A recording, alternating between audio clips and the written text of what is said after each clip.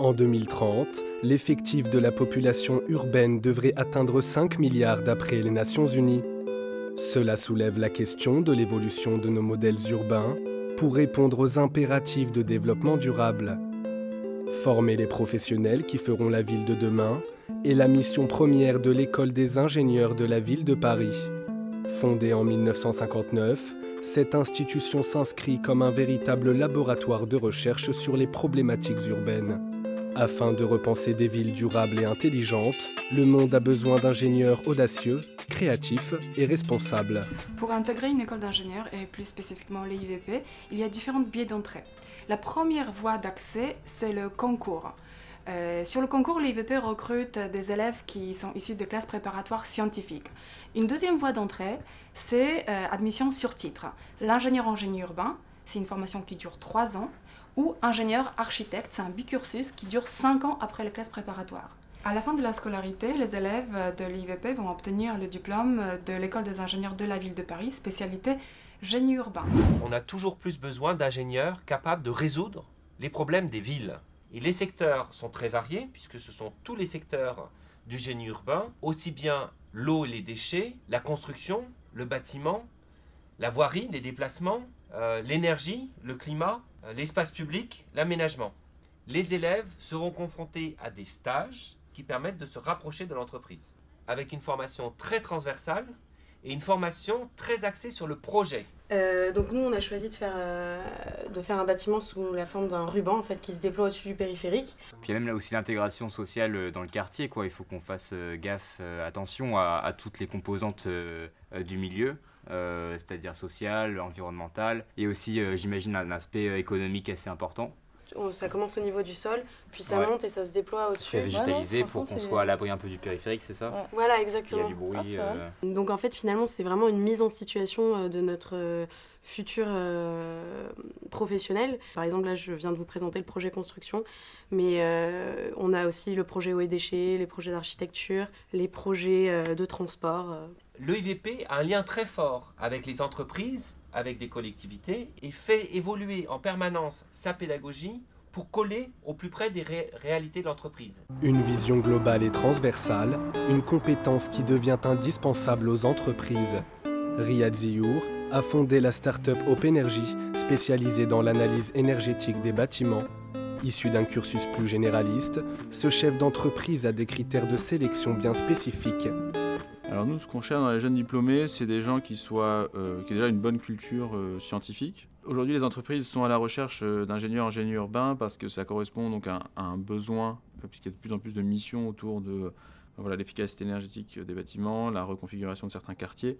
C'est vraiment un plus d'avoir quelqu'un qui connaît le génie urbain, qui connaît les différents métiers, qui sait travailler de manière transversale. De mon point de vue, c'est effectivement un métier d'avenir. Mais ensuite, voilà, l'étudiant qui choisit cette voie-là, il faut qu'il apprenne à évoluer avec la ville. On ne peut plus se satisfaire d'avoir un ingénieur en mécanique, un ingénieur en électricité, un ingénieur en thermique. On veut quelqu'un de polyvalent. Les débouchés d'un ingénieur en génie urbain sont quasiment infinis. Moi, ça m'arrive jamais qu'un élève vienne me voir et me dise « Monsieur Bromberg, j'ai pas trouvé un emploi, est-ce que vous pouvez ouvrir votre carnet d'adresses et me trouver un contact ?» Un parcours pluridisciplinaire, récompensé par une insertion professionnelle rapide. Le taux d'embauche en est la preuve, puisque chaque année, 2 mois après avoir quitté l'école, 85% des diplômés trouvent un emploi. Parmi eux, 65% sont embauchés avant même d'être diplômés. Bonjour, moi c'est Nicolas Régnier, 32 ans, et j'ai fondé la société Green Solus. Bonjour, je m'appelle Anthony Galvan, je suis ingénieur chargé de mission chez Artelia.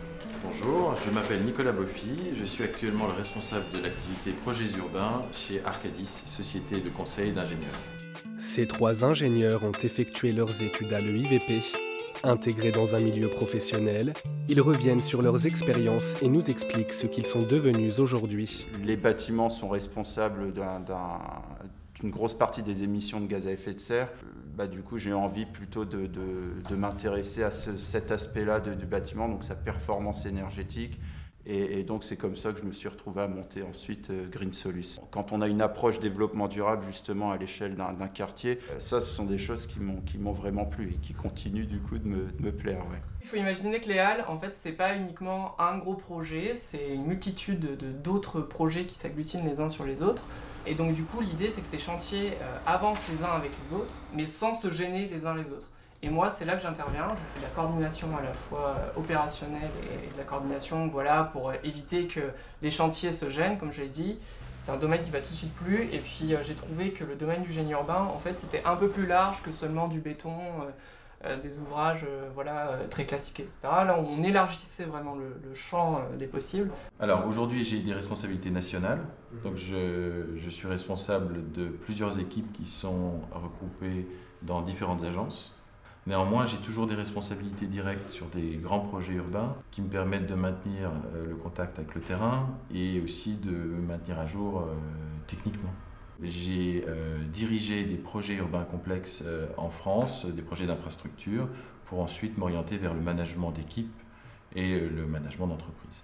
Il y a forcément eu des moments difficiles sur des projets. Et là, on se retrouve le seul responsable et du coup, faut se retrousser les manches et trouver une solution, quoi.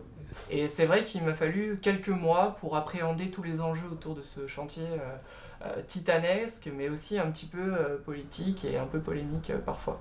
On baigne dedans, on a vraiment une relation fusionnelle avec ce métier.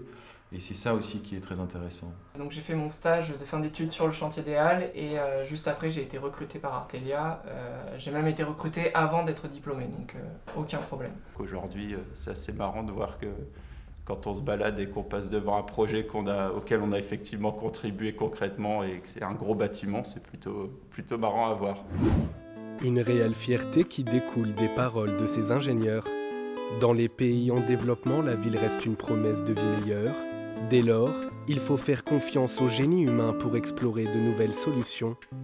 Un nouvel avenir se dessine, passionnant, parfois inquiétant, en tout cas, nous sommes tous concernés.